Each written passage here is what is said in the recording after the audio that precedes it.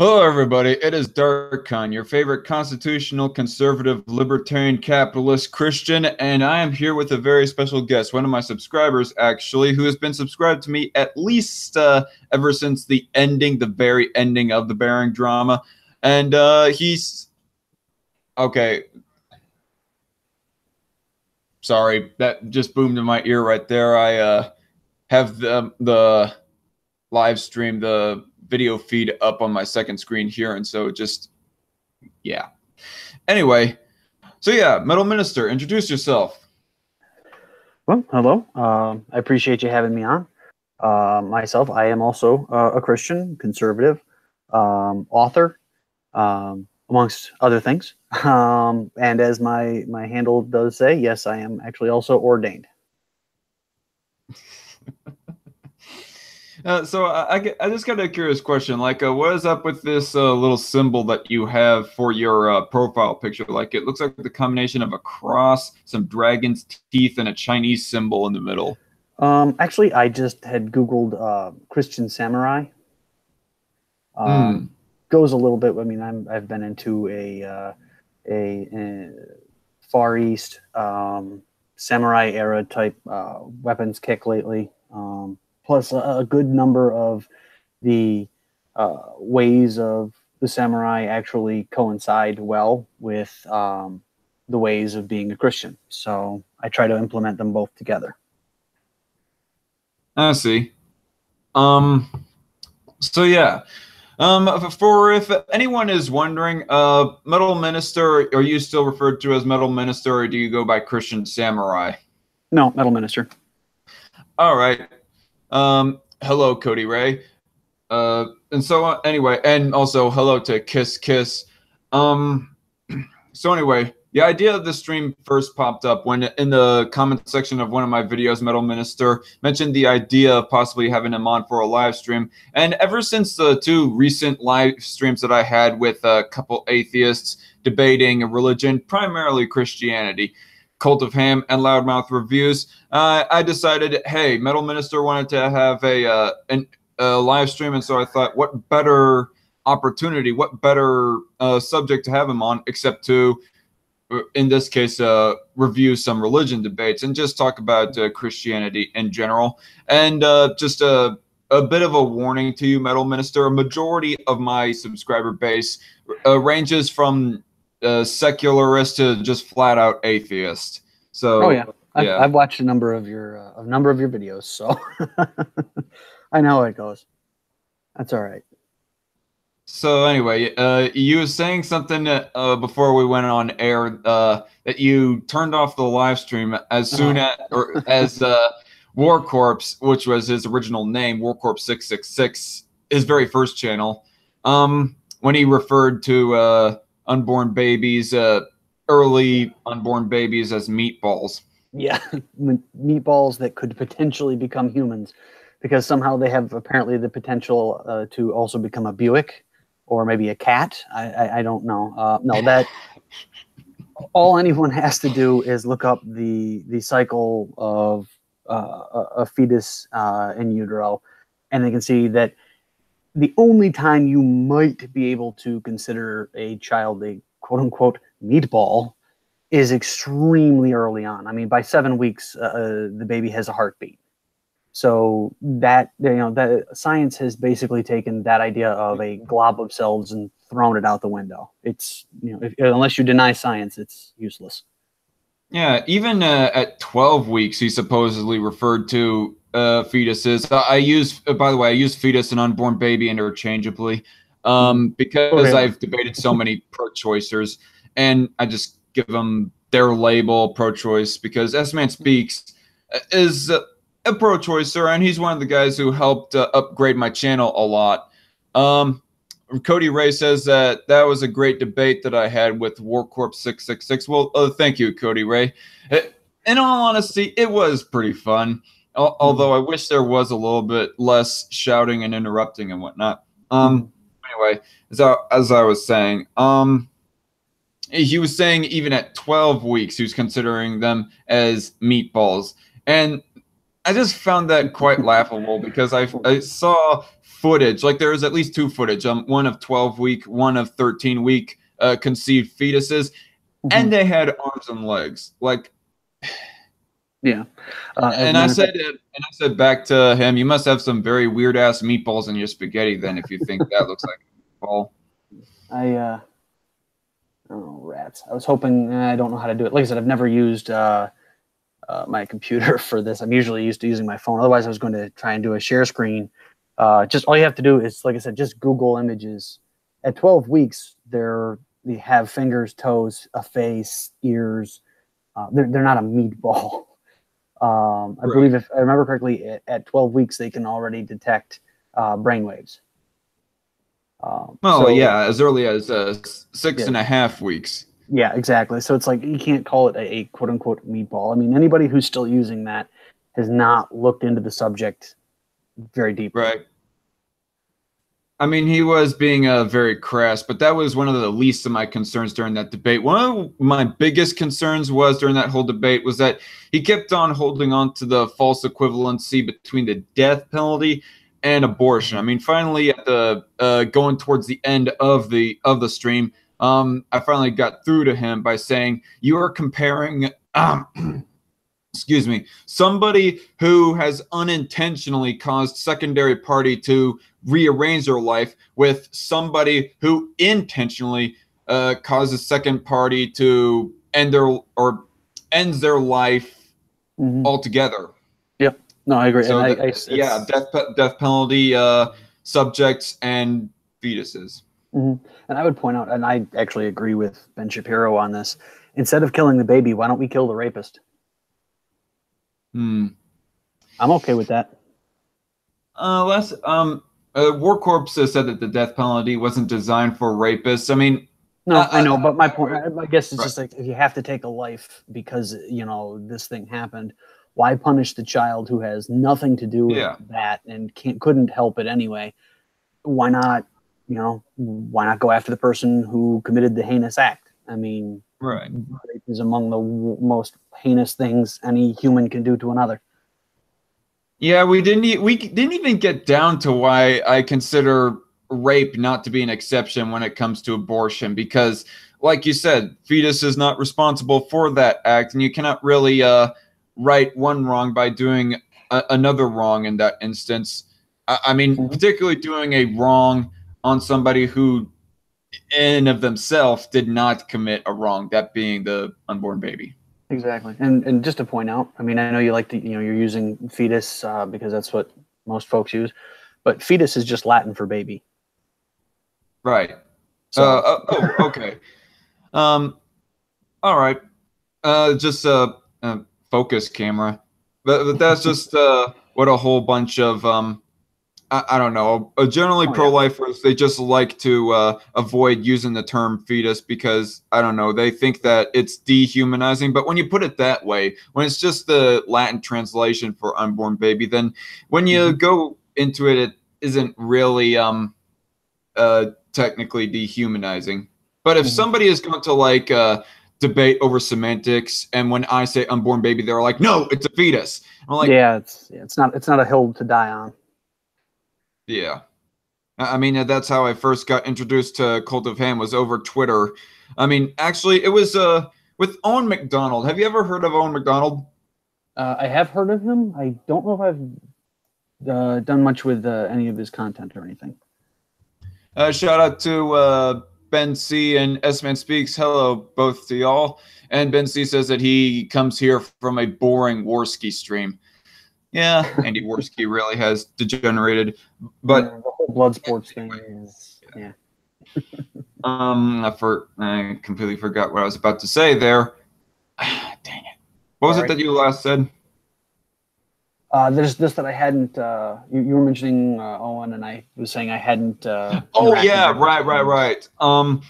Owen McDonald, I guess he was like in a little Twitter scuffle with S-Man Speaks, and then he gone talking about how S-Man Speaks' friends are crap. Like, and S-Man asks, what's the problem that you have with JJ Skinner, Zach, and Jossaman?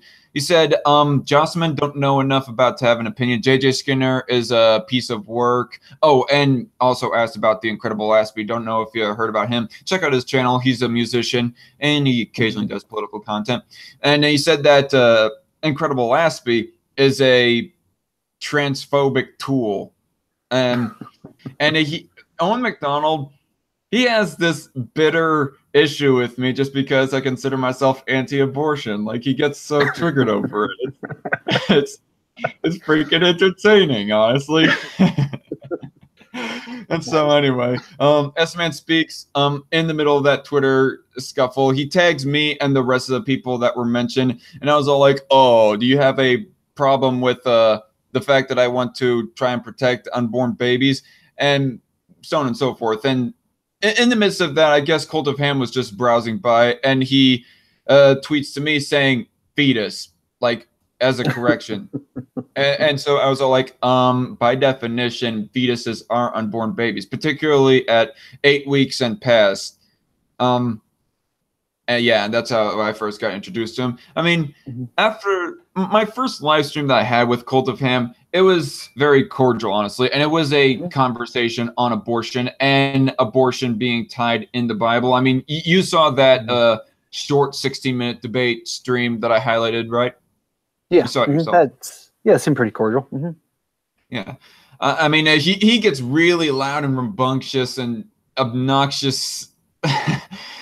Yeah, with a Humane Mind. I don't know if you heard of him. Well, actually, these are a whole bunch of small-time YouTubers I mentioned to you. But yeah, he and Humane Mind cannot get along for the life of them.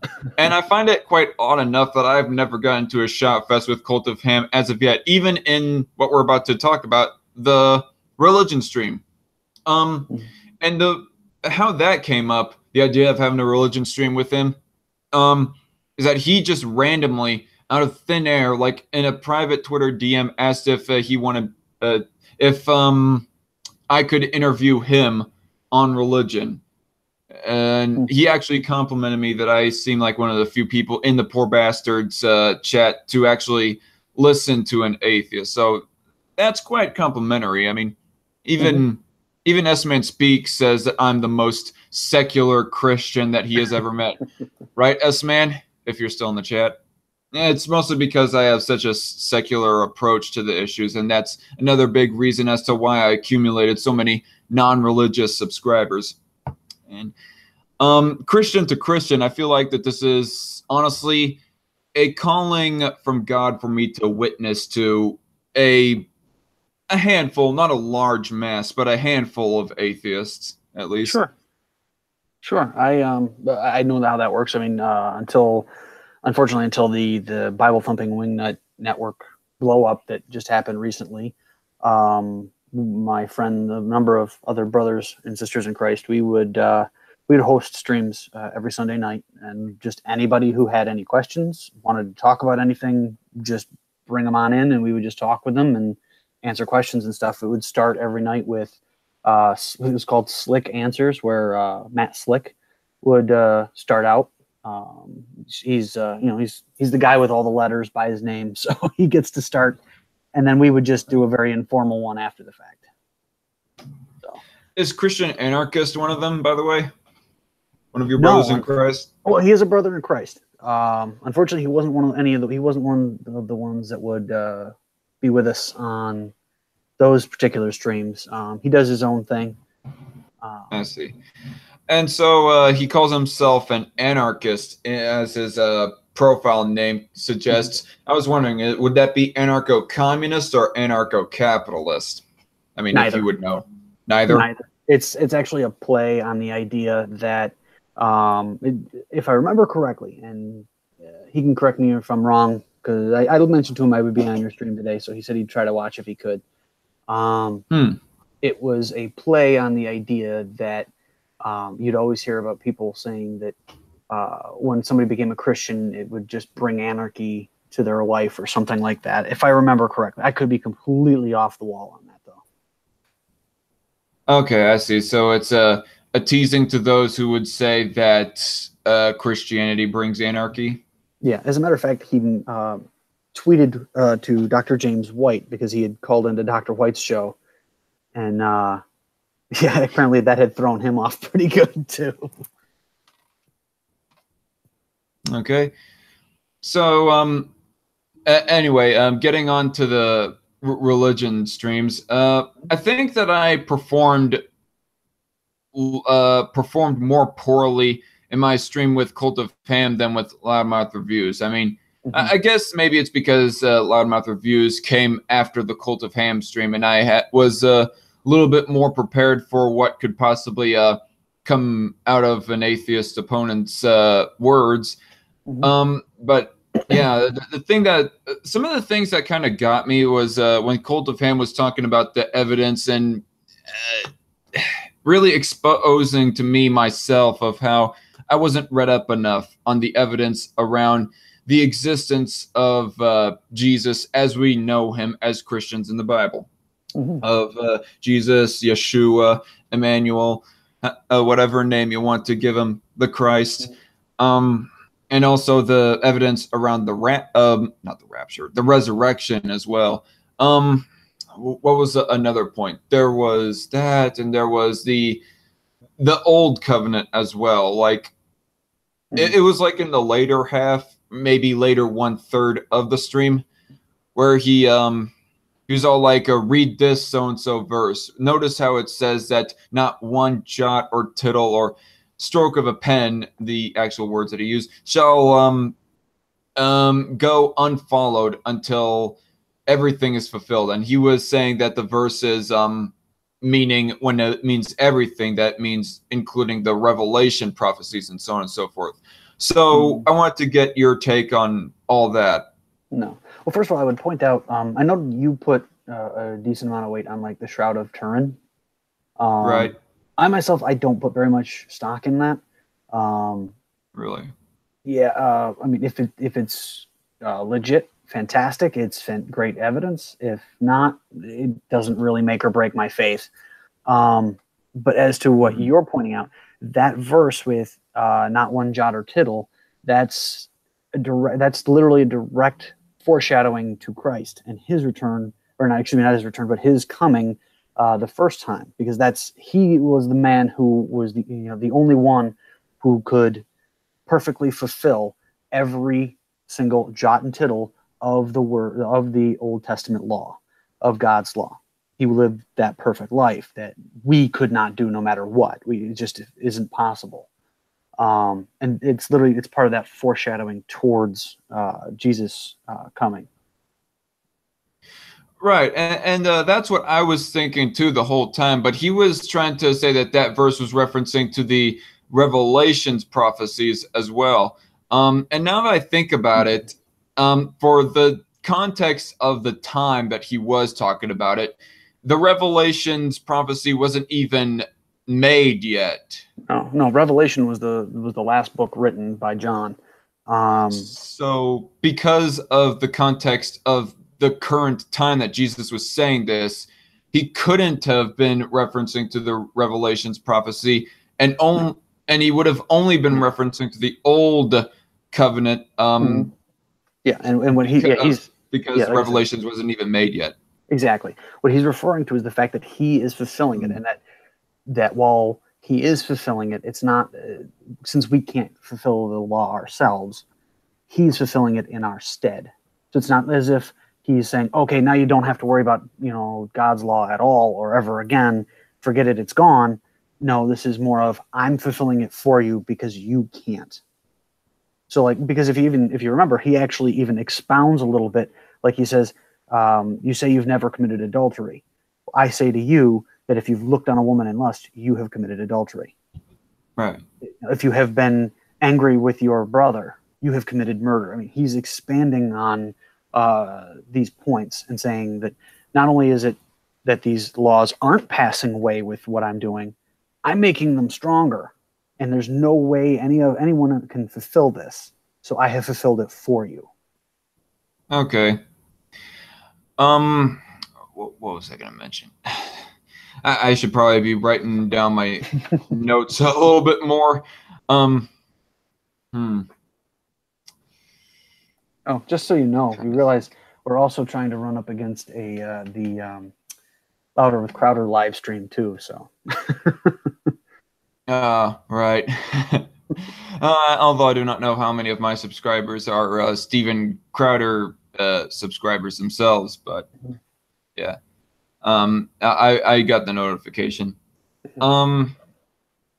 So yeah, the reason why I put so much weight on the Shroud of Turin though is I guess because I haven't seen it like fully debunked. I mean, particularly the theory of that going off of the carbon-14 dating of the Shroud of Turin, that they were able to see that at the time of Jesus disappearing, that there was an event horizon.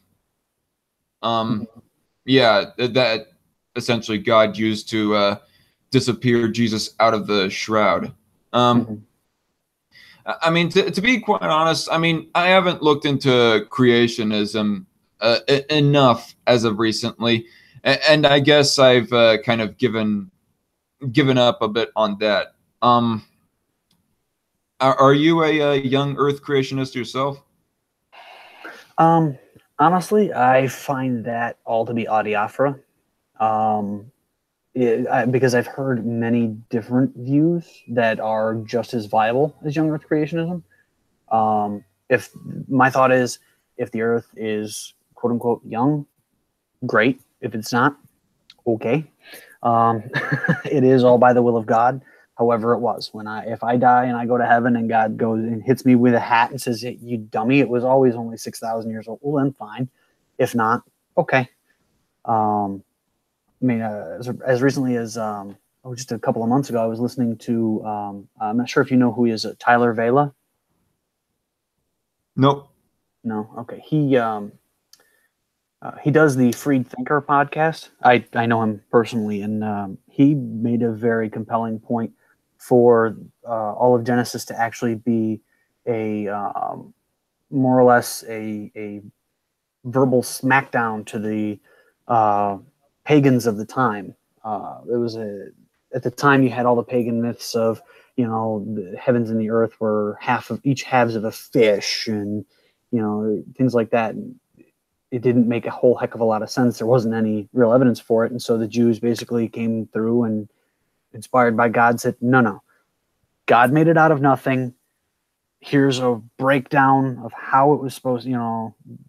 We can view it in our own, tiny minds, and this is how we have our weeks set up and stuff like. It's just another thing to separate God's chosen people from the rest of the world." And so I gotta ask, because this is one of the main contentions that CultofHam has regarding religion, is the idea of creationism, particularly young Earth creationism. And so I have to ask, how do you think an old Earth, an evolved Earth, I use the word evolve loosely, by the way, would fit in with Genesis and God creating the Earth in 6 days? Yeah, if Tyler Vela's view is correct, which is entirely plausible, it has a good deal of literary evidence to support it. The idea is simply that Genesis is a polemic. It is telling the pagans around them, your stories make no sense. Here's what our God did in a very abbreviated form that humanity would be able to understand at the time. As opposed, either way, or you have some people who are the old Earth creationists, where God started with the Big Bang and then just took his time developing everything over these long eons of time. And then you have obviously what do you think that is? Honestly, I don't know. Like I said, I used to be firmly in the young Earth creationist camp. I mean, just rock ribbed, you couldn't move me. But the more I have studied, and I am actually, I'm enrolled in the master's seminar for, I'm trying to get my master's through Christian leadership ministries, the Christian Leadership Institute. And the more I dig in, And and the more I realize it's Audiophora. It's stuff that it's off to the side. Who cares? You know, if it doesn't affect anyone's salvation. So aside from interesting in-house discussions, it's not a hill to die on. right. And what I think about the whole idea of creationism, well, okay. The main piece, okay, the core tenet regarding creation or Christianity, excuse me, the main tenet of Christianity is that we believe that Jesus is our Savior, and and by that metric, we follow his words and his laws that he is, or new laws that he is presenting to us. And because of that main tenet, that is the reason why I put so much weight on the Shroud of Turin. Like if we're circling back to the Shroud of Turin, but since we're on this, if you do not think that the Shroud of Turin is worth bearing so much weight on it, what do you think is the evidence for the resurrection, would you say? Honestly, I would be perfectly happy right with what we find within the New Testament itself.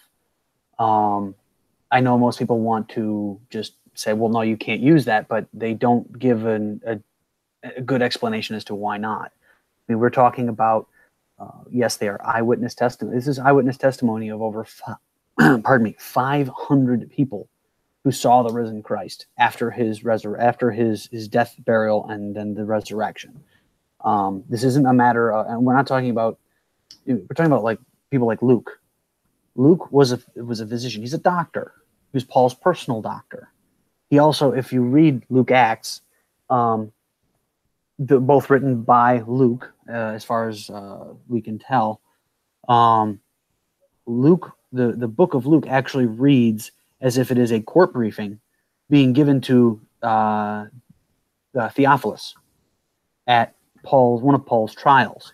So literally, Luke went back and painstakingly interviewed all of these people, looked back at all of the different records that were available, including Old Testament, and any other writings of the time, including the interviewing those 500 different people who claimed to have seen the risen Christ.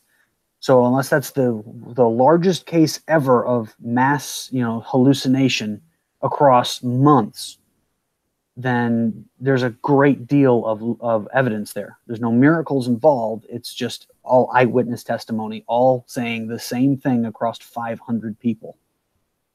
That would be like having 500 people standing in a field and they see, something happen in front of them, and then you simply discount 500 different people. And so you say that when you say Luke accounted all of this, are you meaning one of Jesus's own personal disciples? Actually, one of the 12?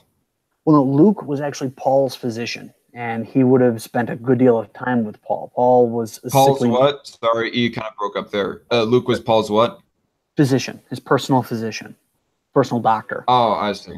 Yeah, Paul was not a well man. He needed a lot of almost continuous care to help with a number of ailments that he had, that we see throughout his writings. He mentions them. And again, we're talking about, Luke is not a dumb person. He's a learned man. So is Paul. I mean, Paul calls himself Pharisee of Pharisees. Well, you don't get to be a Pharisee for being dumb. You have to know your stuff. You have to be literate. You have to be very well read and very well taught. Because you are teaching in the synagogue. And if they catch you, fudging something, you die. I mean, yeah, that was what Paul was before he became Paul the Apostle. He was a Pharisee, right? Yes. Yeah. He calls himself the Pharisee of Pharisees. He was the guy. If you wanted a Pharisee, he made himself out to be the biggest Pharisee there was. He knew more than everyone else.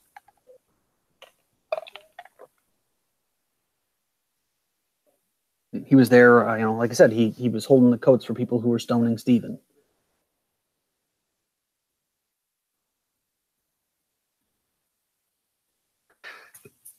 Sorry about that.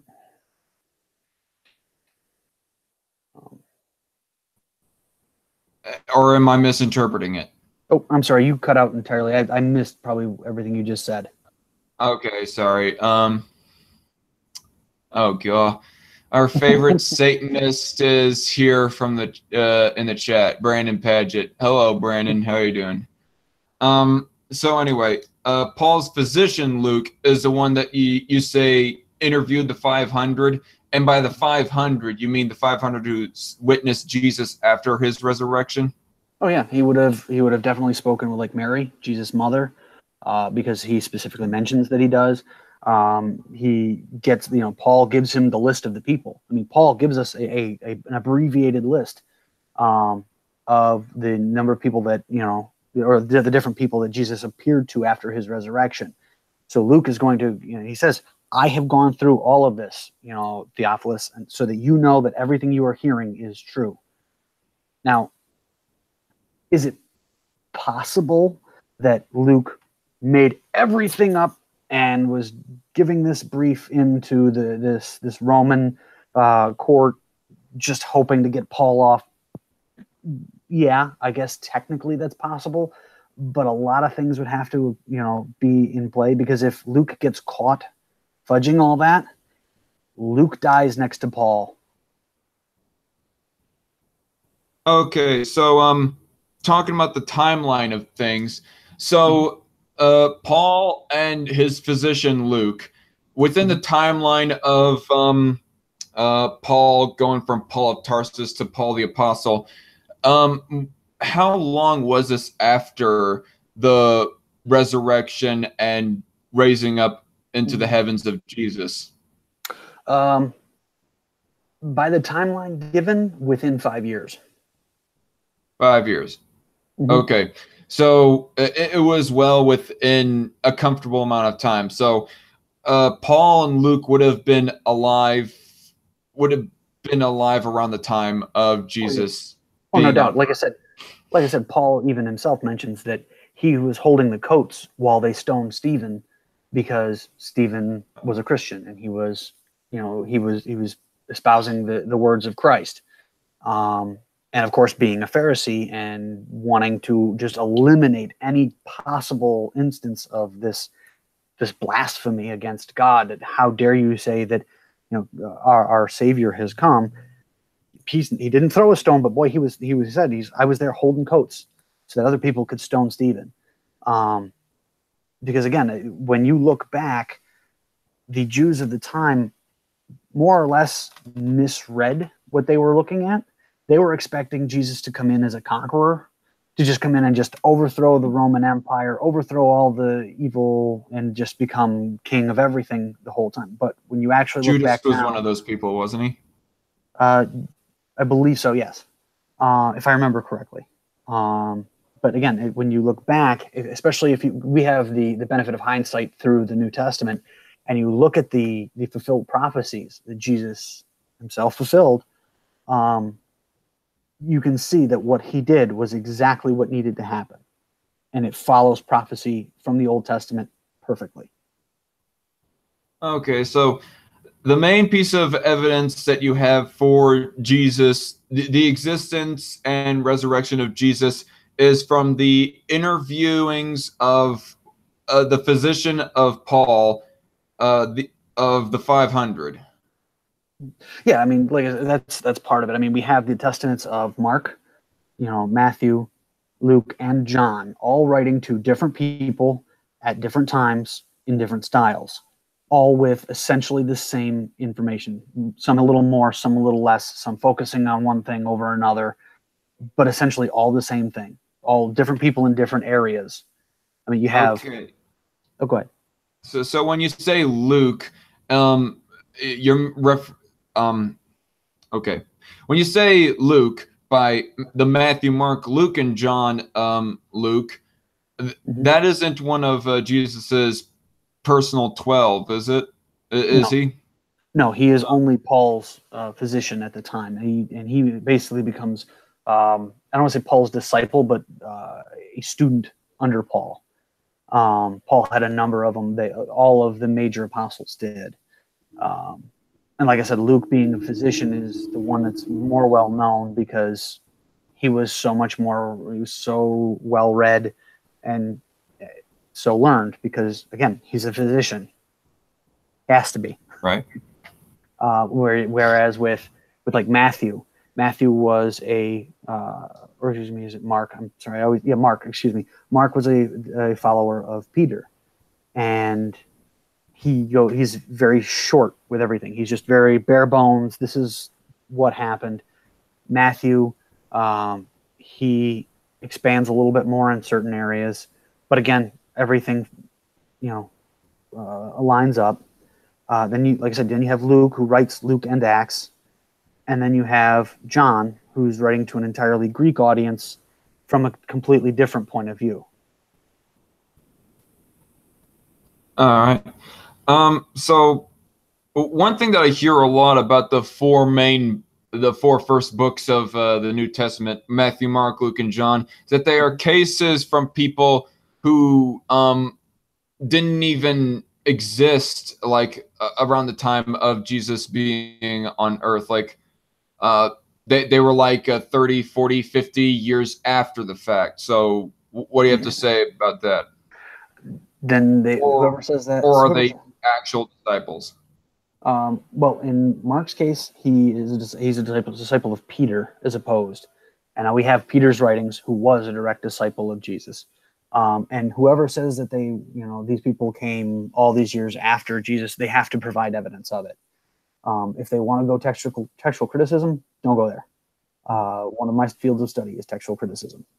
Right now, we have one of Paul's letters to the Corinthians that we can date the papyri itself to around 50 to 90 AD, meaning that it's a copy of one of the originals. There's no way that you could have that copy exist in its form unless it had something prior to it, which means that we have, right now the Bible is the most well-attested book in antiquity, period. It's not even close. Oh, I think I got froze up again.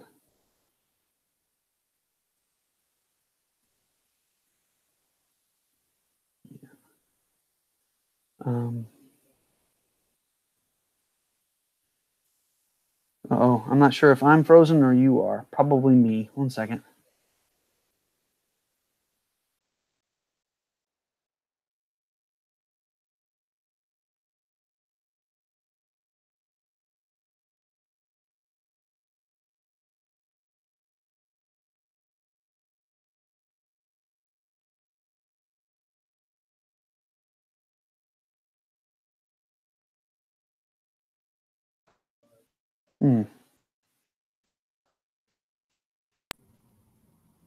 Oh.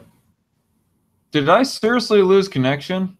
I think you did. Yeah, I remember seeing you there, and then all of a sudden you dropped out. Uh-oh. I think it happened again. Oh, I hear you, but you're frozen up on my end.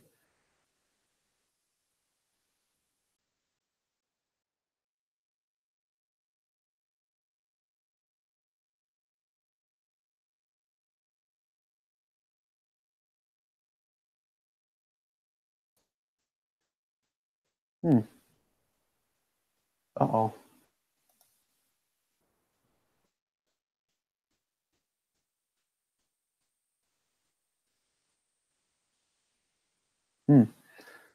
Oh.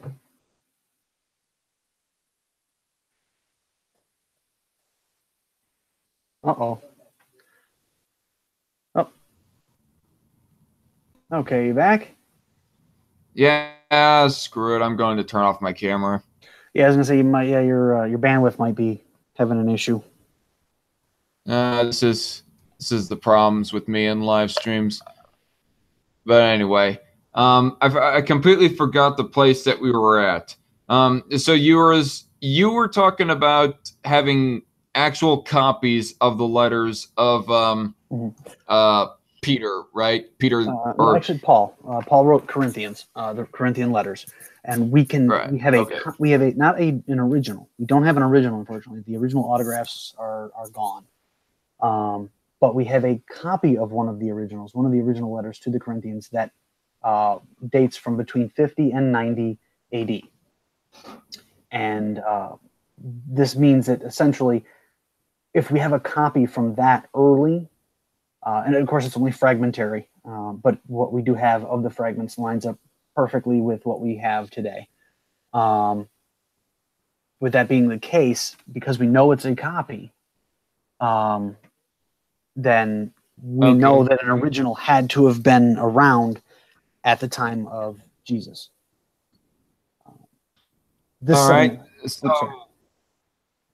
So that copy would have been within the same time frame of the of Jesus's presence on Earth. The copy that I'm discussing would not, no, because it's well thought that Jesus died somewhere between probably 32 and 34 AD, excuse me, CE now. I don't know why that's even a thing. Right. But so would not have been, he would not have been alive at here on Earth anymore. He would have risen by then. But we are talking about things that would have been in the lifetime of any of the apostles. Okay, but this letter you're saying is a reference to that Paul was alive around the time of Jesus being on Earth? Yes. I mean, this was a letter to the Corinthians. Okay. The church in Corinth. Or a copy, like I said, a copy of it. And right after, and that's the great thing about textual criticism from a biblical point of view, because Christians wanted everyone to have a copy of the Bible, whether it was only the Greek Septuagint, if that's all you had, fine, or any of the letters. Like, I mean, you'd have letters that were being traveled all over the place. Paul would write that letter to the Corinthians. It'd go to the church in Corinth. Well, the church in Corinth isn't just going to squirrel it away. They're going to make copies of it, and they're going to spread it out to everybody who wants a copy. So the great thing about it is we have, there are over 5,000 copies of the New Testament, either in fragmentary or full form, that we have from the time, like I said, from that time of that first fragment of Corinthians until basically the invention of the printing press. Okay, and so you're saying that the time frame of when that Jesus would have been crucified was between 32 and 34 AD? Roughly, yeah. And so the letter would have been somewhere within the time frame of 37 to 43 AD, something like that? Yeah. This copy you're speaking of? Well, the copy that I'm talking about is a copy of the letter to Corinth that Paul wrote. The original letter would have gone to Corinth, and then other copies would have been spread out after that. And the great thing is that when we find all of these copies, I mean, I know, I think it was CultofHam, I think it was saying that, well, it's copies of copies of copies of copies. That's a famous thing, like the telephone game. That Bart Ehrman loves that line. Or excuse me, not Bart Ehrman, because Bart Ehrman actually denounces that. He's an atheist textual critic, and even he says that what we have today in the Bible is the same as what would have been the originals. Okay, so this one letter that we're talking about right now is not a copy of a copy of a copy, but is a copy of the original. Yes. Okay. It could easily be a copy of the original. Yes. All right. It would have fit right in that time frame. Okay. And so if you recall correctly, like going back to the physician of Paul, Luke, and his interviewing of the 500, what do you have to say about CultofHam's criticism about eyewitness testimonies of Jesus's resurrection, Jesus being resurrected? See, the problem with that is that would be fine if it was one person. You know, say you have one person in a field says, you know, the Star Trek, you know, the Starship, you know, Enterprise came and beamed him up and then took off and then he came back. One person, you go, yeah, what a crackpot, whatever. But if 500 people all say the same thing at the same time or within a span of a few days, then the weight of that testimony increases dramatically. We're not talking about a single case of a crackpot who drank too much and fell off his porch and, you know, was seeing lights. We're talking about, first of all, we had the ladies who ran to the tomb, or came to the tomb to begin with, and found it empty and had the angels speak with them. Then we have John and Peter that have the same experience, but they go back and they're terrified. Then Jesus appears to not just them in that room. He comes back another time with more people in the room, including we have the testimony of Thomas, who was there, who says he's the skeptic of the group, and he says, I'm not going to believe a word you say until I can put my finger in the holes in his hands and put my hand in the wound in his side. And what does Jesus do? He walks through that locked door like it's not even there and says, here I am, Thomas, go for it. And he says, what does he say? He says, blessed are you, Thomas, for you have seen and believed, but even more blessed are those who have not seen and yet still believe. I mean, so we're not talking about like an isolated incident one time. We're talking about groups of people, a lot for quite a number of days, until finally Jesus says, okay, it is now time for me to person. What? I'm sorry? Oh, I'm sorry. I think you cut out for a second. Sorry. Okay. Can you hear me now? Yes. All right. And so I think what would be a stronger case for the 500 interviewed is if there was like copies of each individual interview. Like, do you know if there's like a 500 written on paper interviews? No. Again, the way that Luke was saying it was, I mean, he's trying to do this into a legal brief to more or less just give the major points to her, essentially, so that he doesn't get either imprisoned for life or executed. And that these are the things that Theophilus has been hearing about. And he's like, okay, is this true? I need to know if this is true. And that's why he says, he lays it out. I mean, if you open up the book of Luke here, as a matter of fact, this will only take just 1 second. All right. Right here. I'll use the, I don't know what version you prefer. I'll just use the NIV because it's easy. But I mean, we have this, many have undertaken to draw up an account of the things that have been fulfilled among us, just as they were handed down to us by those whom from the first were eyewitnesses and servants of the word. So, I mean, right now we're talking about many have undertaken to draw up the account. So a lot of people are gathering up this exact same information that Luke is coming up with. So it's not like he's a one-off. There's a lot of people that are doing it. They just apparently didn't get either the same amount of information. I think I might have cut out for a moment there. I don't know of what you said, what I might have missed, but could you repeat that last statement? Okay. I was just saying what we read in Luke 1 is that a lot of people have been piecing together and putting together all the same evidence that Luke is putting forward to Theophilus here. And he makes mention of it right off the bat. He says, many have undertaken to draw up an account of the things that have been fulfilled among us. So he's literally saying, hey, a lot of people are putting together all of the same information and taking up the account from all of these different people of what was going on with us when Jesus was here. And then he goes on, he says, with this in mind, since I myself have carefully investigated everything from the beginning. I mean, literally, he went back to Mary and said, Mary, what happened? And then he literally followed all through on every single piece and every single account, all the way up to this current point. He says, I too decided to write an orderly account for you, most excellent Theophilus. And we know Theophilus this was a, like I said, a legal brief to Theophilus, so that you may know the certainty of the things that you have been taught.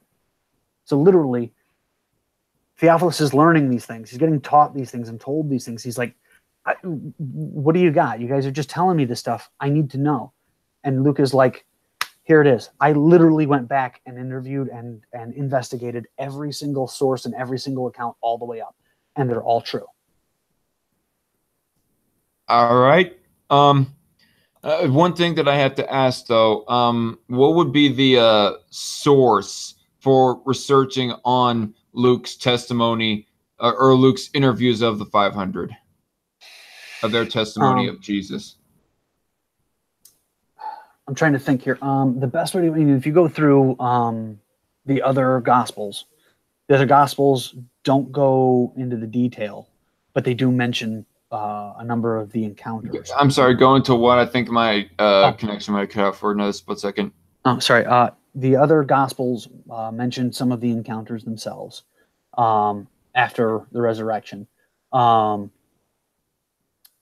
you're not going to have, like, Luke didn't keep, like, he may have written it down at the time to verify for himself, but he doesn't keep it in the letter that he writes to Theophilus. Unfortunately, we don't have, he may not have taken notes. He may have just said, hey, so Peter tells me, hey, John, Peter told me that you guys went to the tomb and found it empty. Is that true? And John goes, yeah, that's exactly what happened, or no, he might have missed this part right here, the embarrassing parts that, Peter was, as I like to say, Peter was the apostle with the foot-shaped mouth. He had a tendency to put his foot in his mouth a lot. But he would go and he would ask each one of these people. Oh, did you cut out again? Oh, hello? Uh-oh. Not again. No.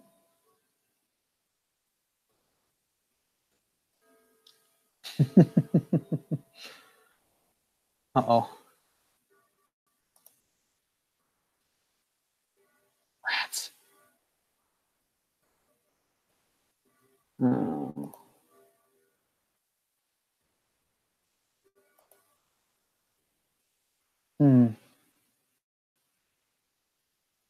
Here. Nuts.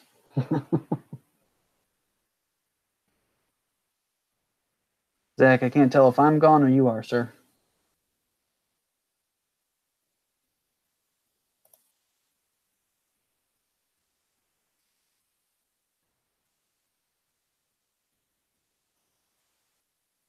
Oh, no.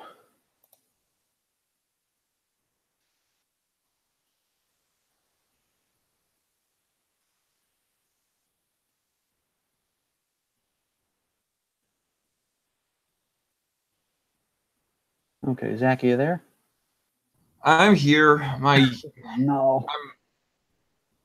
There's going to be a whole bunch of dead air in this stream. Dang it. Sorry. It's all right. Anyway. Yeah, I have like a wireless internet adapter is how I'm working my internet. I can't even remember where we were at.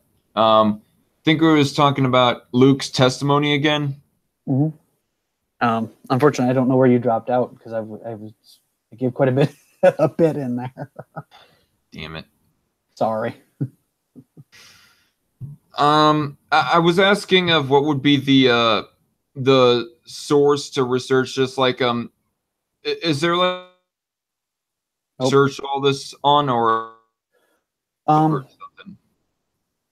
Well, you can look through some of what is known as like the early church fathers that were they would have been after the apostles. Some of them were directly taught by some of the apostles. So they would have had firsthand knowledge of this as well. So some of their writings can corroborate it, though not as in depth. And unfortunately, Luke didn't. It wasn't like he wrote down, okay, I spoke with John on this date and he said this. I spoke with, Mary Lou, whoever, and she said this on this date. He didn't go through all that, but he does say that he went through each individual account and has put it into this, essentially this court brief on Paul's behalf. Wait, he didn't write down his interviews? No. I mean, you got to think about it. Back then, things like papyri, which you wrote on, would have been incredibly expensive and hard to come by. I mean, that's why only the rabbis who would have been teaching inside of a synagogue would have direct access to a copy of the Old Testament scrolls, and they would literally be on scrolls. And they would only open them up for just as long as they needed to use them, and then they would roll them back up and put them away again. Right. Just for preservation. Exactly, because it was so prohibitive. Just so cost prohibitive to be able to have that kind of material all the time. It wouldn't be until much later when things like vellum come around and things become easier to do, and more feasible to write. I mean, that's why, like, you have the letter that goes to, again, say, just for grins and giggles, we go with the letter to the Corinthians. It would go from Paul's hand to the church at Corinth. The church in Corinth would scrape together whatever they had to make copies as best they could to send out to other people. And then, like, you'd have, like, say, a rich merchant would want a copy himself. Well, he'd make a copy, and then he might make another copy and, give that to someone else. And then that person. So, I mean, that was the great thing about the New Testament, especially, is that, I mean, when you have things like the Quran, for instance, where they claim there was only one line of transmission, well, you have no idea going back if that transmission was, changed to say something entirely different. Well, you can't do that with the New Testament.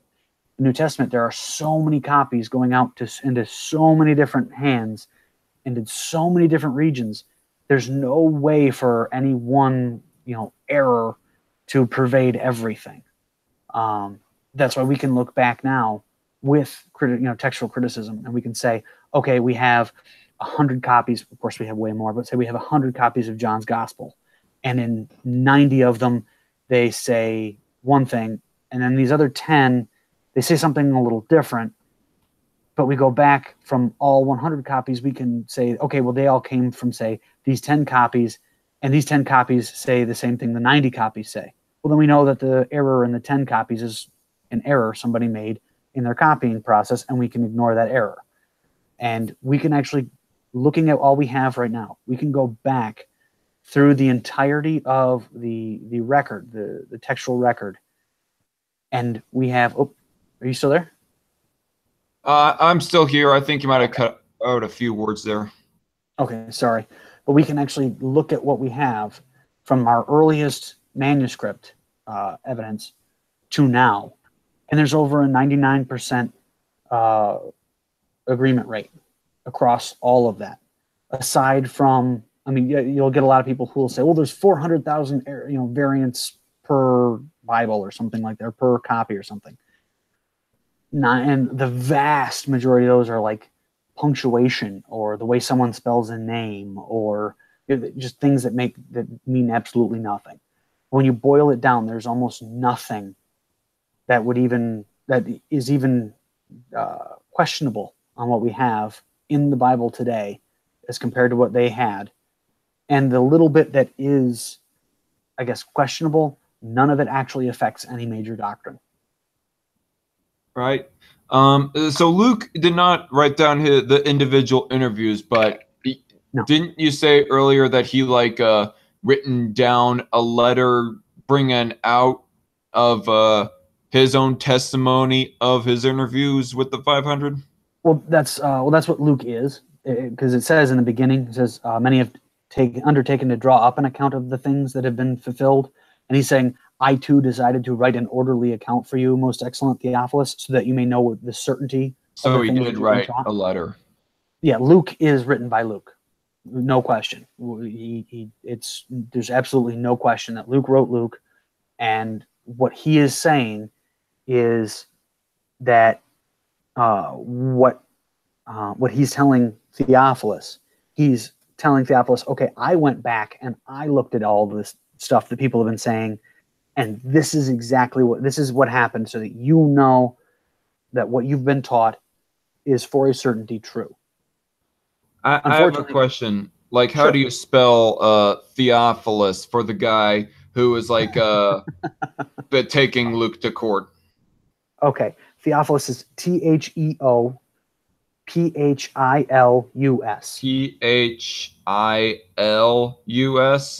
Yes. It's Theophilus. Theophilus of Antioch? I believe that's who it was, yes. Okay. Without picking up my notes. Theophilus of Antioch writer, as I am searching up on Google. Anyway, go ahead.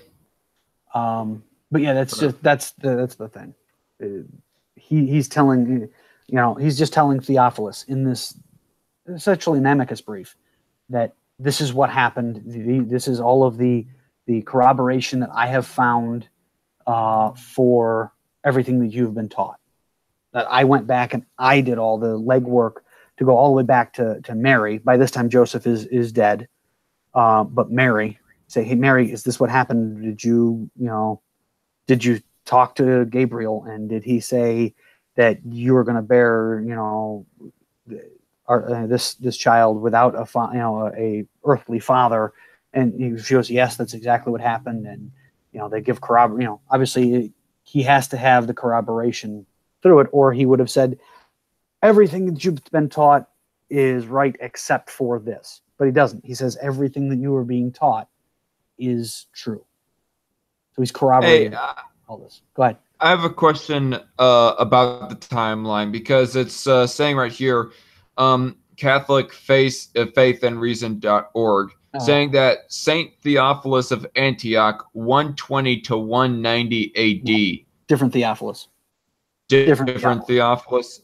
Yeah. Okay, might have not been Theophilus of Antioch then. No. Theophilus and Luke. Let me search that up. Theophilus and Luke. Okay. Right here. Let's see. Oh, I'm actually bringing something up right here. Let's see.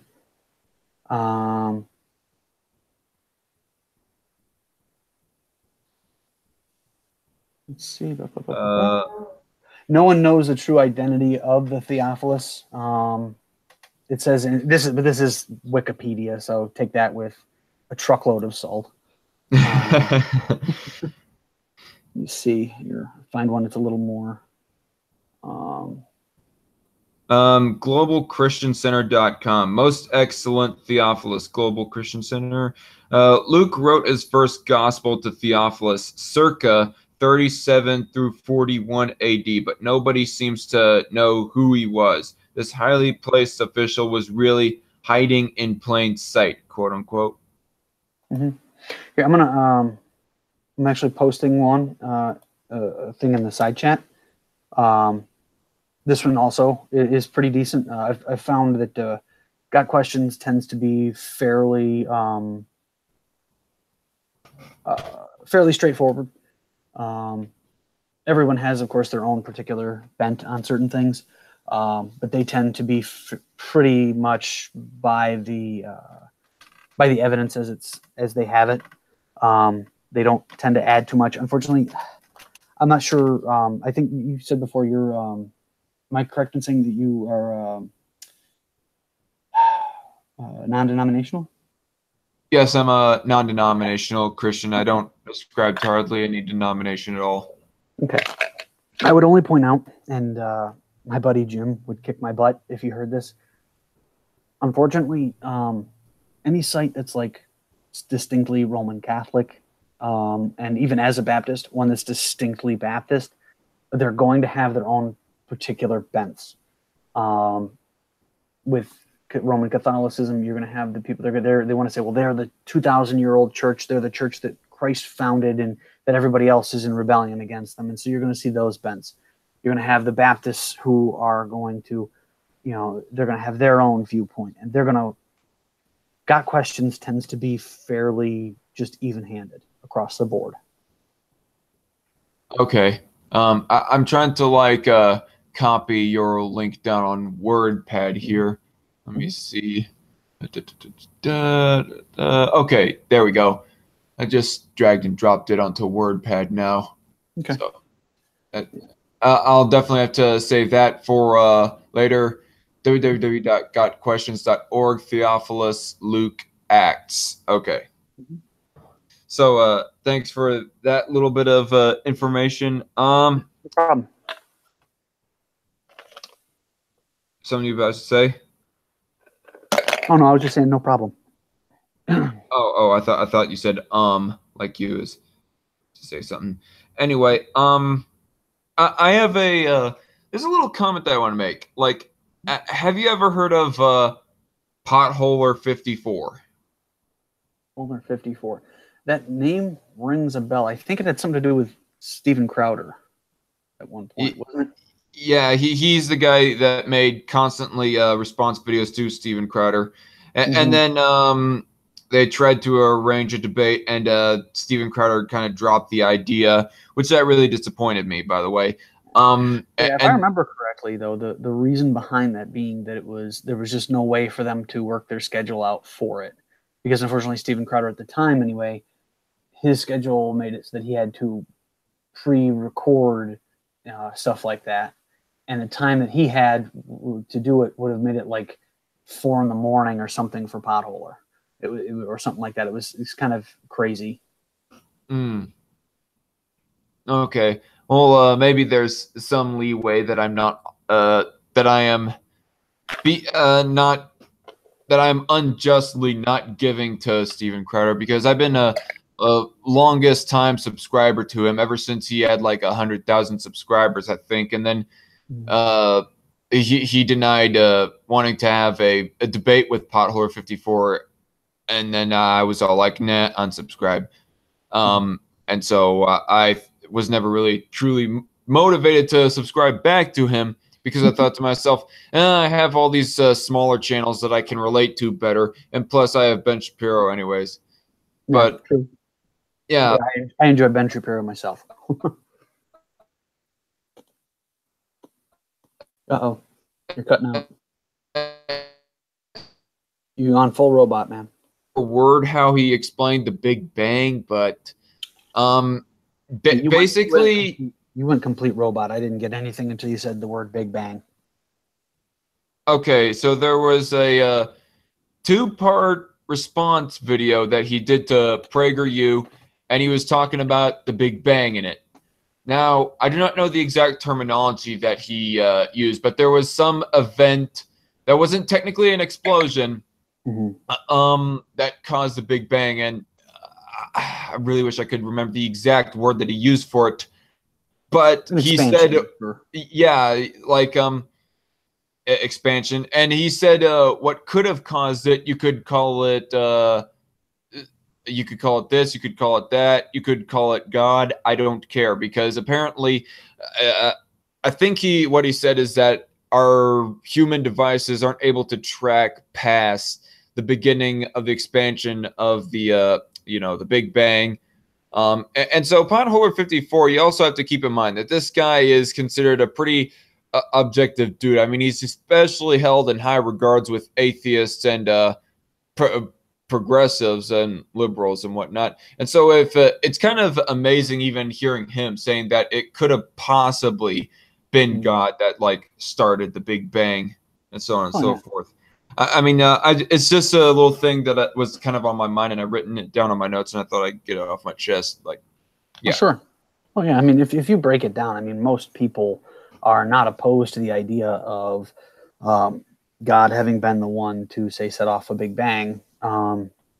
It's just the idea. Most people, when they hear Christian, their first thought in their mind is, like a Kent Hovind. I don't know if you know who that is. No. There was a time that I was a fan of him. Now I just look back and think he was an all right comedian, but that's about it.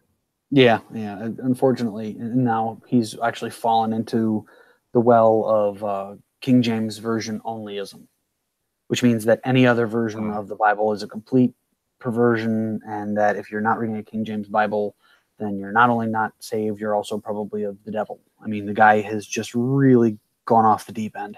Okay, yeah, I haven't seen anything from his Kent Hovind official YouTube channel. Well, you won't. This was stuff from before he got sent to prison. Oh, I see. Okay, so yeah, you say that he's a like only King James version, and just hearing that, it really sounds like that he isn't exactly practicing scholarly objectivism. No. Especially not in that particular realm. Right. But yeah, not that big of a fan of Kent Hovind anymore, much less of his son, Eric Hovind.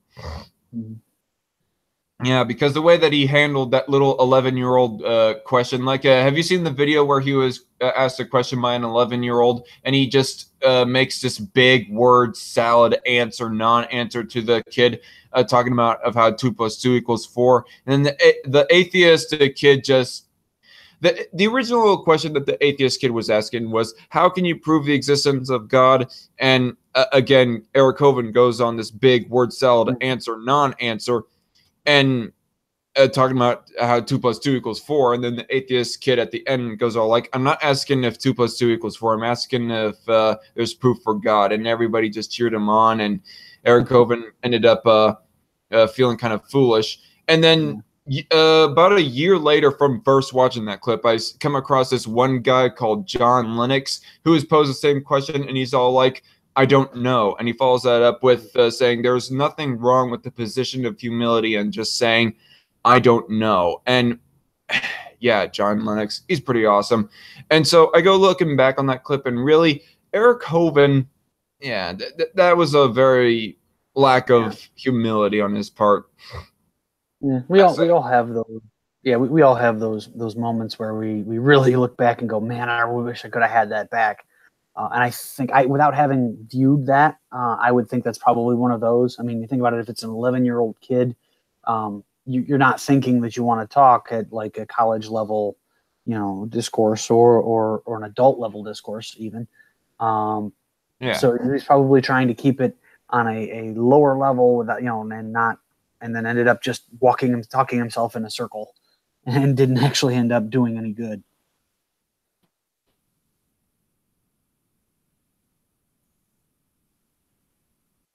Uh-oh.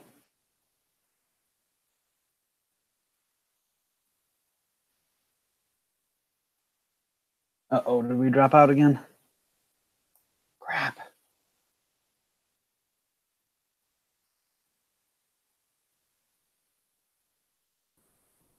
Metal Minister? Yeah, there you are. Okay. Is that you or was that me that dropped out this time? I couldn't hear you. I mean, I honestly don't know. I mean, I'll have to like listen to this live stream and post, see of who cut out when and where. But yeah. Okay. So anyway, I was asking if there was anything that you wanted to say about the Cult of Ham debate. Otherwise, we were gonna just segue into the LoudMouth Reviews debate. Honestly, just with the cult one, it was nice to see two people on opposite ends of the spectrum in that discussion stay more or less cordial for the most part, and not go crazy talking over one another. And because it's pretty rare. I mean, nowadays, especially, it's one person wants to be over top of the other, and you can't get a word in edgewise with anyone. Mm. Kind of like my War Corps debate on abortion. Yeah. Yeah, but even when Cult of Ham is calm, his voice still sounds just pretty obnoxious. I'm not gonna lie. I don't know. Is he watching right now? I don't know. Well, I'm not seeing him in the chat, and we only have one viewer, so I do not know who that is. Maybe it's just myself looking at the chat, but I don't know if there is like anybody in the chat. If there's anybody watching right now, say in the chat, hi. But anyway, yeah, I mean, it's really amazing of how I can have these calm discussions with Cult of Ham, and I contrast myself with Humane Mind. I'm thinking to myself, is there something that humane is doing wrong? Is there something that I'm doing wrong? Am I too milk toast? Is this a sign that I'm too milk toast on my positions? Oh, jeez, I don't know. There's a guy that I used to have this kind of an issue with all the time, but he's a Seventh-day Adventist. Right. And he would come up with some of the most off-the-wall type of theories when it came to. I mean, we started jokingly saying that according to this guy, by his own theology, God was a giant chicken. Because, well, according to him, God is all good things. He's Kentucky Fried Jehovah. Yeah. I actually said that. I said, so what is the Trinity, a 3-piece chicken meal from KFC? But that was his thing. It was like God was omnipresent, but he was also like omniform. So anything that was ever good, that was what God was. And it's like, that doesn't make any sense. And he tried to tell me that, like, anything that was ever good, so God has a giant Snickers bar. Exactly. It's like, and then I tried to tell me that in like Genesis, I'm like, in Genesis it says that man is made in the image of God. It doesn't say anything else is, but he's like, no. Anything good is also made in the image of God. And that's where his whole spiel came from. Like I said, before long, we had, Kentucky Fried God. Oh, jeez. He hates when we bring that up too. Like, this is the same guy though. He liked to try to get us going, because this was his shtick, and he would want to talk about Jesus's genitalia and whether or not he went to the bathroom and stuff like that. And we're like, dude, we know what you're trying to do, because he thinks that if he can get us annoyed enough at him, he can say we're being emotional and claim that he won the discussion. It's like, no, you're just being a child. Oh, if anything, I'm just laughing him off, like, snarkily, granted, but still. Yeah, I mean, it's just like, dude, come on. Okay, so Cody Ray is still watching, as he just says hi in the chat. But, anyway. So, I guess we'll segue on into the LoudMouth Reviews debate.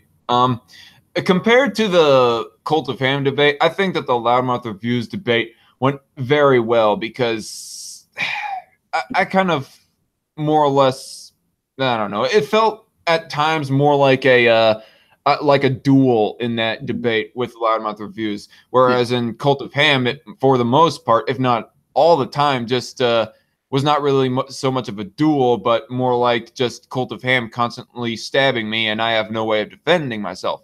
Yeah. But with LoudMouth Reviews regards, I mean, there was one point that in particular, like when I was talking about how masturbation is, I mean, not mean to get vulgar here, but how masturbation in of itself is likely not a sin, technically.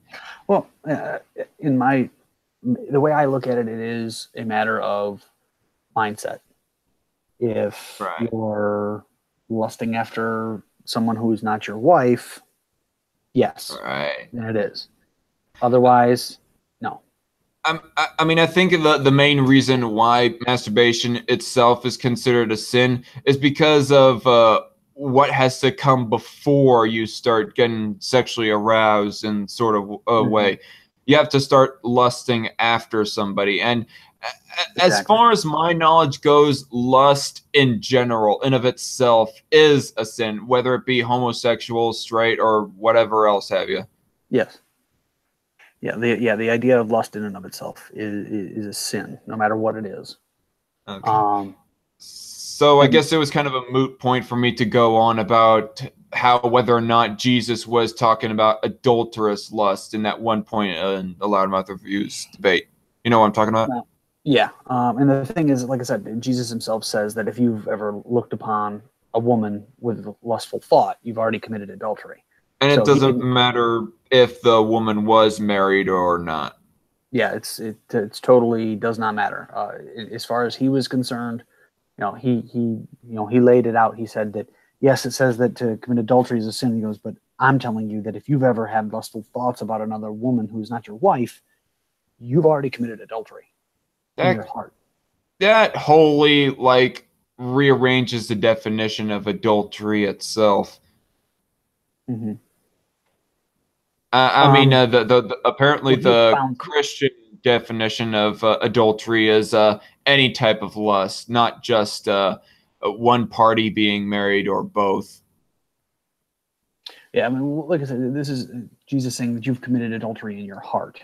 And he's trying to point out, he's drawing the point out, he's really trying to drive it home that all of these people who claim to be so holy, they're I'm not. sorry, I cut out for a few seconds Oh, sorry. there. What was it that you was going on about? Oh, it was the whole, what Jesus is doing is he's driving home the point that you have these people who will say, well, I've never, been an adulterer, I've never committed that sin. And he's telling them, I'm telling you that if you've ever had these lustful thoughts, you've already committed adultery in your heart. You may as well have done the act. And he's really just trying to drive home the point that, first of all, that Christianity is, especially in the faith and the following of God, is not just a physical thing. It's very much a mental and spiritual. It's in your heart. You have to want to do right. If Right. all you're doing is following these rules and saying, well, just so long as I don't have ever have sexual relations with anyone who's my wife, I'm good to go. But I can look all I want, but no, because you've basically committed it already in your heart. All right. So what would you have to, Metal Minister? Did you go away for a second there? Nope, I'm right here. Okay. I was just trying to see if maybe if me muting would help out at all for like the cutting out, but I don't think it is. Okay. What would you have to say about lust in of itself? Because the way that I kind of look at lust, I kind of find it to be a bit of a, it may very well be a sin, but I find it to be more or less a moot point because it's a kind of an emotion that you can't so much control. I mean, you can choose whether or not to feed into it, but Well, no because doubt. it's uncontrollable, I find it kind of moot. Well, true.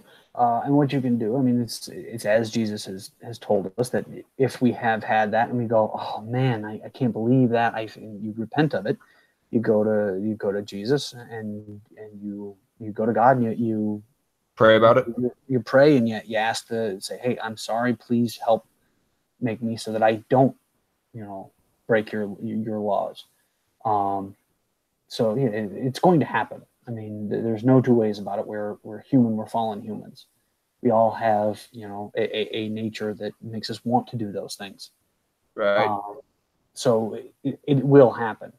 The biggest point that Jesus was trying to drive home was that these things are not just a physical thing. You can't just follow a list of rules and be okay. You have to have the right heart set and the right mindset as well. And he's trying to drive home the point, just like when he says that if you've ever held anger towards your brother, you've committed murder. Well, that whole point is not that you've actually gone out and shot someone, but the point is that you're not going the way that God has directed us to do so. He has directed us that we are to forgive our brother. He said, Peter asked him, how many times should we forgive them? And Jesus just comes up with a crazy number. He says something like 7 times 700 or something like that. And the whole point being just like infinite. Just you are always supposed to forgive your brother if they come to you in repentance, in true repentance. Not just, oh, gee, sorry about that. No, but if they come to you and say, you know what, I really screwed up and I am really sorry, then we're to forgive them every single time. And Right. that's the whole point, is to get people into the proper mindset to go, okay, if I go down that road, that's the road that's going to lead me to go to the full on sin, but if I recognize it here, I can stop myself. I can go to the Lord in prayer, and the Lord can, in his mercy, help change me so that I will not want to continue to go down that road. Right. I mean, with all this that we're talking about regarding sin, I mean, the point that I always hear, and it seems like that we're talking about here, is that if you commit one sin, you've basically committed them all, right?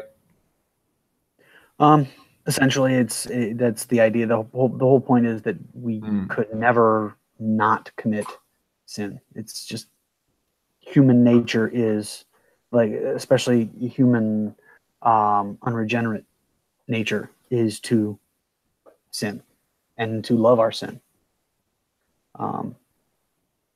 Another point that LoudMouth Reviews brought up was that he finds it to be unfair and evil, quite frankly, that God would allow a person, I'm not going to say cast them into hell, but allow them to fall into hell just for committing a finite act, even such as one of murder. It's a finite act against an infinite being. You're breaking an infinite law. You're not just, it's not like you're jaywalking here. We often see it like here on Earth, we see sin in levels. Like we might consider, the lowest sin to be down around street level, and then maybe the worst possible sin of murder around like a 2-story high. Well, God's looking down on that from the top of the Empire State Building. It all looks the same. It's all a violation of his infinite law. And in most cases, I mean, it's not like God is sitting around, do something evil, just so I can do it, do something evil. No. Is it Dr. White has said before, in matter of fact, I will direct you, if I remember to grab it, I will grab a link for you of a great debate he had with David Silverman. Of who had with David Silverman? Sorry? Oh, Dr. James White. Oh, okay. He had a debate because David Silverman said that the New Testament was evil because of what it said. The New Testament? Yeah, was evil. If somebody wanted to go on about the Old Testament being evil, I could understand that a little bit more. But the New Testament is supposed to be like a lifting of the requirement that people are to stone their own sinners, And the thing of it is, a lot of that too, even, let me see if I can find that link for you really fast. And that's just one aspect of the New Testament, by the way. I mean, there's, of course, many others to the New Testament. Like, you don't have to commit animal sacrifices anymore. You don't have to, like, be strictly following the Sabbath, or else you'll burn for eternity because of it. So on. Well, yeah, a lot of that too was a matter of, and there that link there is to the one with David Silverman in the side chat. All right. It's a great debate. It really highlights the differences. James White versus David Silverman.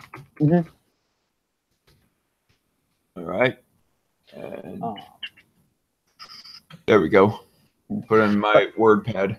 Mm-hmm. And the thing of it is we look back at the Old Testament and we're looking at it through a 21st century lens, where you're talking about what the ancient Israelites did. I mean, most of it, like everyone likes to go to, well, you can stone your child for going against you. But actually, if you look at the law itself, first of all, they're not talking about like, 10, 11, 12-year-old kid.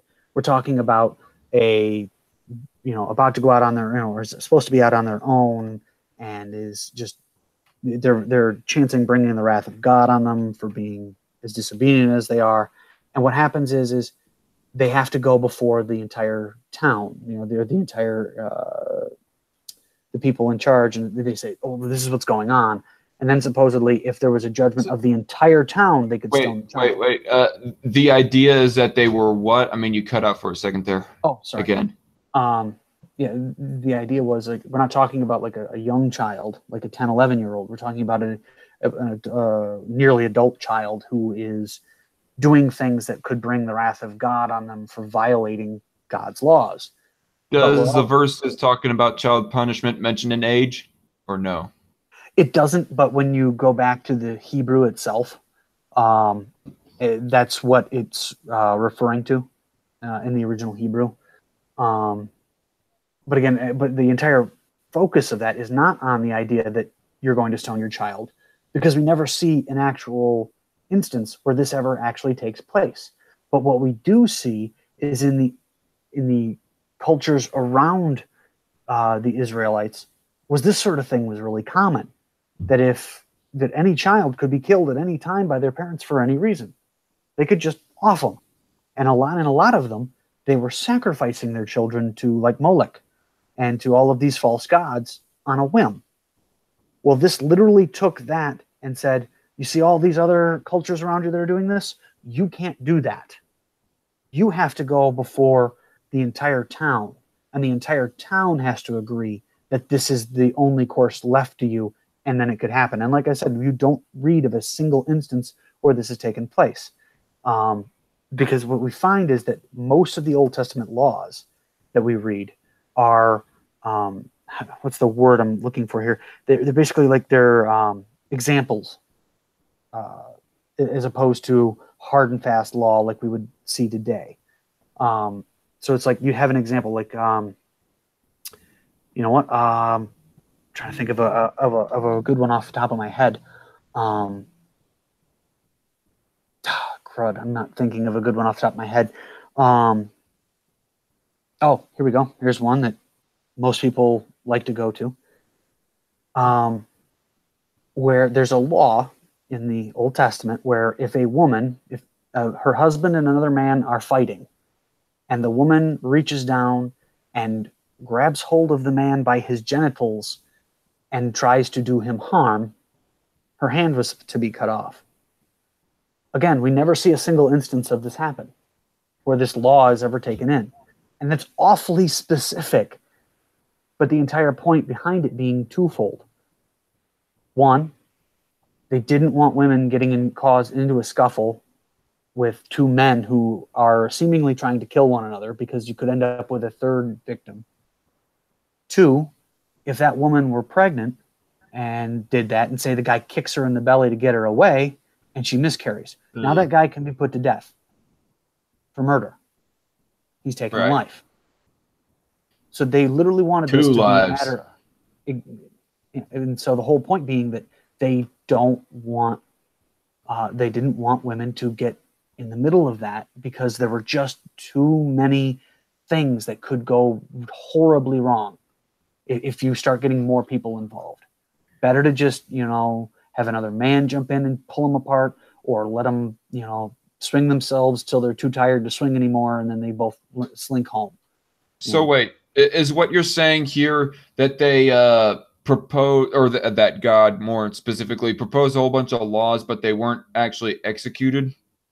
Exactly. I mean, can you think of a time, because there's never a time that it's ever mentioned in the Bible where a woman does that, but God has laid out, where she's punished in such a manner, because God has laid out this law that will now stop women from trying to do such a thing, because it's like, whoa, better to just stay back than possibly lose a hand over these two guys duking it out. The entire point is that these are exemplar laws. They're not, and again, Freethinker podcast, Tyler Vela has an entire series that he does on these Old Testament laws and what, their deeper meanings are.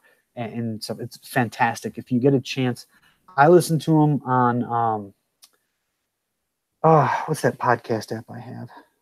Freethinker podcast is the name of this podcast group. Yeah, I use Podbean, and it's the Freed, Freed Thinker podcast. The Freed Thinker. Mm-hmm. The Freed Thinker podcast. Yep, he goes through an entire series on these and in depth, and it's really good. He does a really good job with it. But again, the whole point behind and the vast bulk of these laws were meant to separate the Israelites from all of these other pagan cultures, where things like human sacrifice, child sacrifice, ritual murder, all these things. These were all commonplace. These were normal. And God did not want that to be what happened for his people. He wanted his people separated from that. His people were to be kept, holy and together. That's why he has the exile to Babylon that the Israelites suffer for 70 years, because they were being like the rest of the world and they were starting to follow all these pagan cultures. And so he had the king of Babylon come in and just mow them over, basically, and just say, nope, you're all coming with me. You're all now going to be, my servants for the next 70 years, essentially. And then after 70 years, you see, if you read in Daniel, the book of Daniel lays this out pretty well. You see that God frees, the Israelites to come back again, because those are his chosen people. That's the chosen people he, was going to use to have Jesus come from to be the Messiah.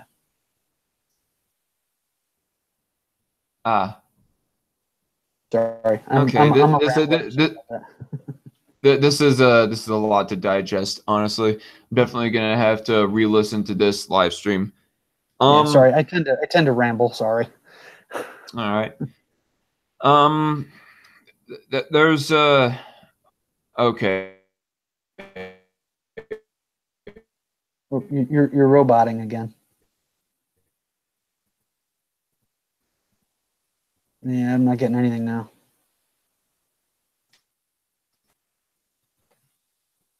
Doggone it. The alleged villainy of God and the way he dishes out punishment. So, like, for example, the flood and the and of course CultofHam that denies the flood. I mean, particularly the idea of a global flood ever happening. But in of itself being dished out, if it were to happen, then that would make God the most evil character in the entire Bible. And there's also what's it called, Sodom and Gomorrah. And so, what do you have to say regarding all of them allegations towards God? No, I hear those all the time, but you have to understand. I mean, most people, when they think of Sodom and Gomorrah, they immediately obviously go straight to homosexuality. But what you have to realize is that wasn't just one of the many egregious things that was going on in these two cities. It wasn't just that. I mean, think about it. They, even after being struck blind, these people were so depraved, they tried to break down Lot's door so that they could, forcefully rape two people who just came into town that they didn't know. Rape and pedophilia. All just a litany of things. This was just the one thing that was just the most obvious in the story that we see of Lot and the two angels that come to visit him. CultofHam also brings up the point of what about actually I can't remember if it was CultofHam or LoudMouth, but one of them mentioned the idea that there were like some innocent parties that would have been killed within Sodom and Gomorrah. No. People who were not rapists and not pedophiles, and children as well. That's the thing. If you read the accounts in the Bible itself, there was no one who wasn't involved in some form of egregious acts. I mean, just horrendous acts. And you think about it like this. Let's say, grins and giggles, God says, okay, Lot, you're taking these 100 kids out with you. What have these kids seen their entire lives? Is the things that were going on with Sodom, in either Sodom or in Sodom in Lot's case, or Gomorrah in the other case. What is going to be their worldview? What are they going to immediately begin doing again once they reach adulthood? What they've been taught up until this point, what they have seen, what they believe is as normal. All right. But you also notice there's never a mention of children in Sodom or Gomorrah.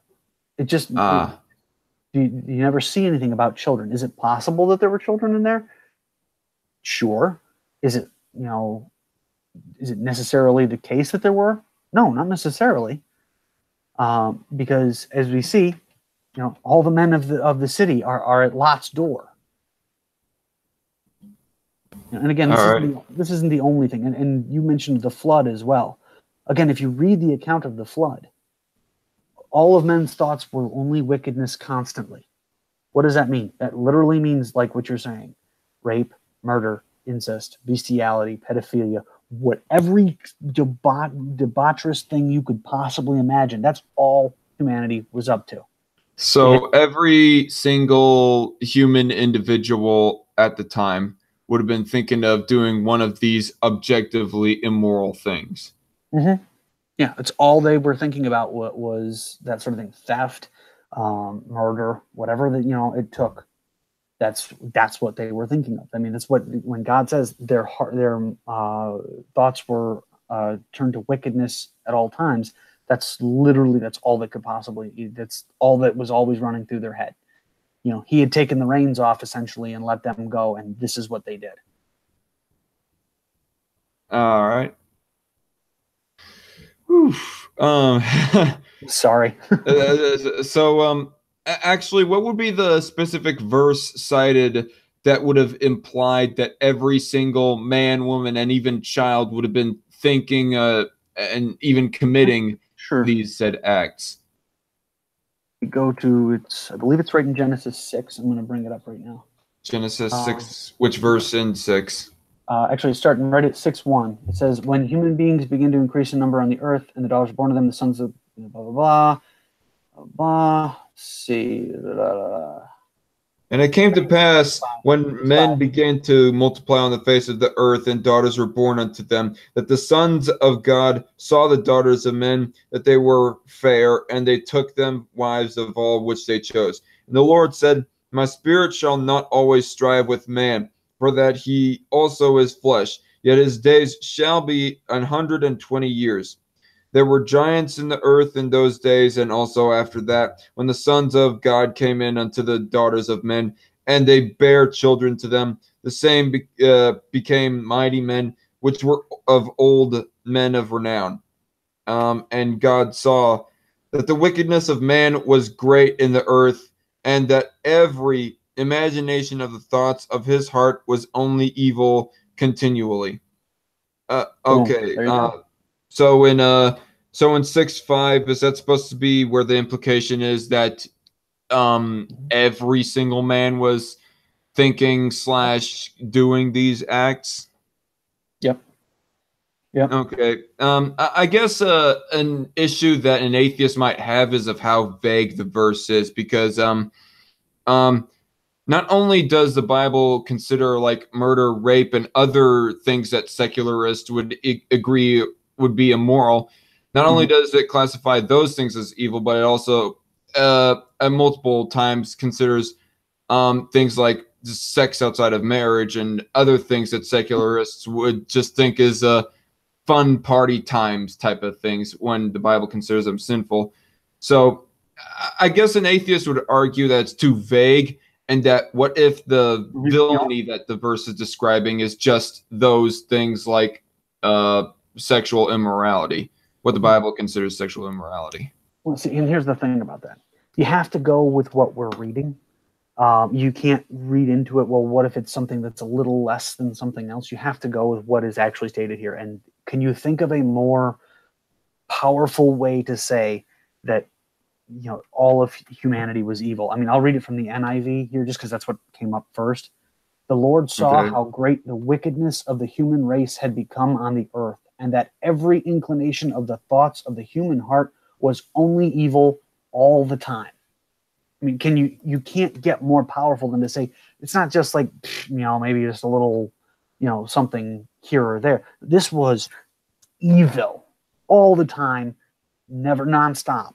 And again, you also have to look at it from God's perspective as well.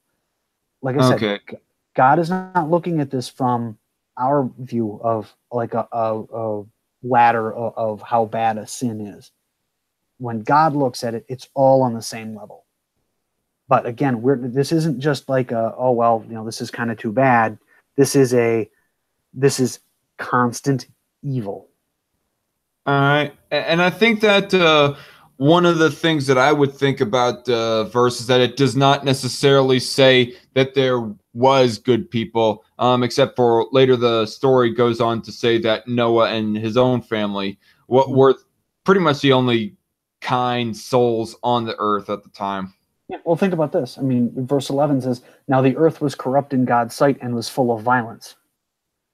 Sorry, repeat that again. Oh, sorry. Cut for a second there. Well, you're talking about the Noah, Noah and his family. Well, in verse 11, it says, "Now the earth was corrupt in God's sight and was full of violence." I mean, so again, we're not talking about little things here. I mean, this is pure full violence. of violence. Okay, yeah. I mean, unless you're a psychopath, I mean, secularists will agree that violence is wrong. I mean, particularly when it's violence towards innocence. I mean, death penalty, that's a little bit of a different story, but you get my drift. Oh yeah, yeah. And that's the thing. It's like with when people bring that sort of thing up, I always have to point out to them and say, how would you word this to be stronger than only evil all the time? I mean, he's not going to give you a list of every single thing that they did, because they were literally doing it all. I mean, yeah, it makes sense. I mean, there's only so much paper, and only so much paper at the time, and so much time a person can take to write down stuff on. And plus, it was a pretty primitive culture for the time. Also, that brings up another thing that really bugged me about the LoudMouth Reviews debate, is that LoudMouth was having an issue with the fact that I was trying to make the case as to why it is that God and the Bible uses analogies in many verses. Like, for example, talking about a lion with a metal plate on its chest that spits fire and has a snake for a tail. And I was trying to say that is a primitive description of what a tank could possibly be, or giant wasps. And I said that could possibly be a primitive description for a helicopter, and he was not having any of it, and just it really bugs me. I mean, I don't know what you would have to say in response to that. Well, that's a possibility. In most of the instances that you see stuff like that, you see a lot of that in obviously like Daniel or Revelation. What God is using is he's using dreams and imagery to basically compact as much information into as small a window of time as possible. So when you see, for instance, King Nebuchadnezzar, he has a dream where he has a giant statue that has a golden head, and then like a silver body, and then bronze waist, and then feet of clay and iron. Well, the whole point was that God was in a single image showing him the current kingdom that was running, and then the next four kingdoms. Show him what was running. Sorry, you cut out. What was currently going, the current kingdom, which was Nebuchadnezzar's, versus the following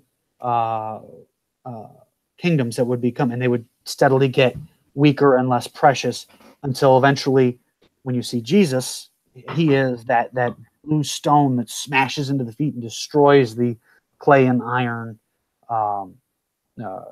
feet of the statue and brings the whole thing down.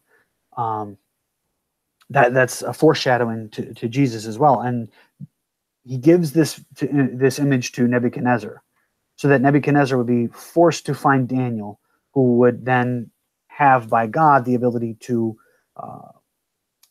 interpret the dream for him, so that Nebuchadnezzar knows what's going on. And we see eventually through all of these different visions that God gives Nebuchadnezzar, he eventually becomes a follower of God. Towards the end, at the end of his life, he becomes a follower of God from this, because he was a pagan. I mean, we're talking about the guy who threw Shadrach, Meshach, and Abednego into the fiery furnace because they refused to bow down to his statue. But at the end, he becomes a follower of God. And I fully believe that when we meet in heaven, Nebuchadnezzar will be there.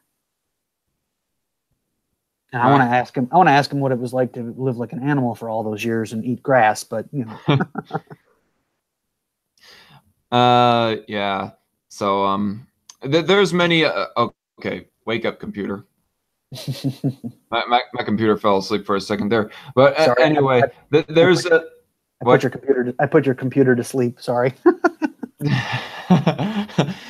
No, it's all right. I'll definitely have to like re-listen to this and maybe show some segments of it to some of my own close personal family members and friends, because a good portion of my family and friends, they know about my YouTube endeavors, and yeah, they're more invested into religion than they are into politics, in all honesty. I mean, I guess to them, politics gets a little bit more divisive than religion.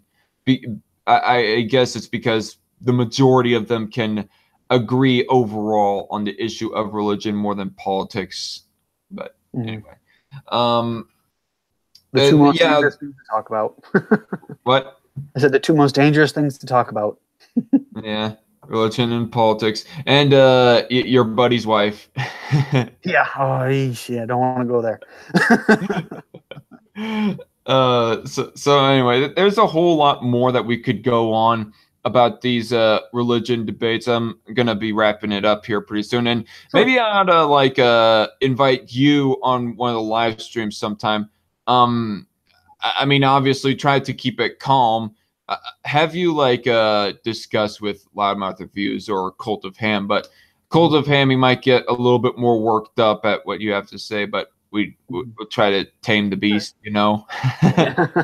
Well, if my work schedule permits it, I'm glad I was on vacation this week, so I would be able to have this discussion with you. All right. Well, I don't know if it would actually happen, but it's just it might be a slight possibility, but I don't know how possible that it would actually be.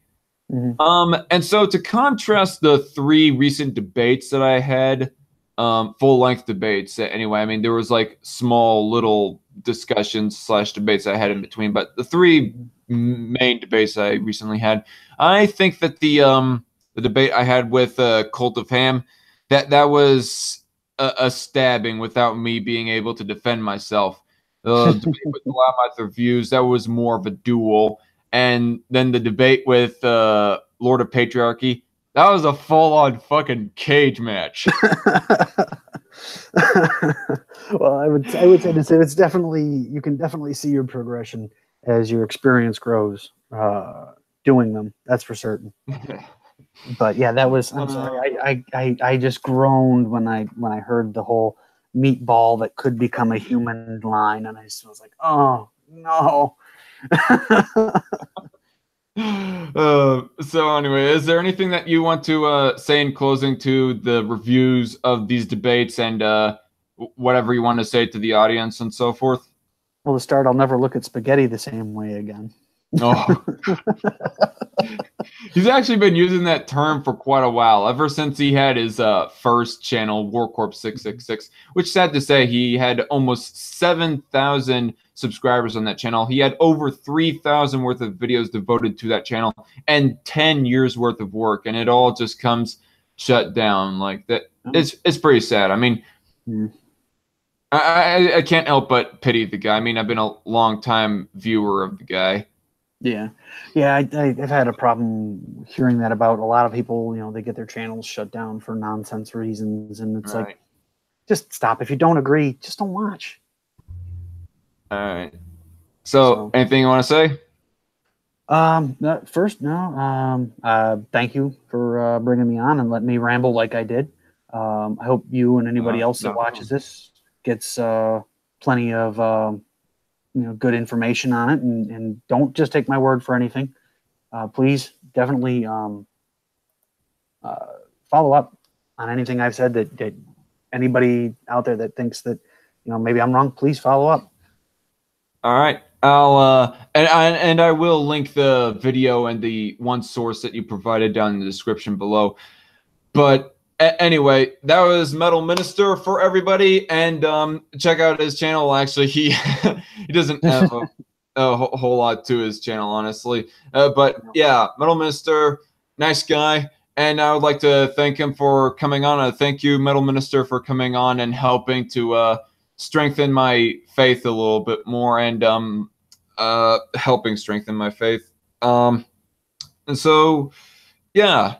For everybody who's watching, thank you for watching. Metal Minister, again, thank you for joining me.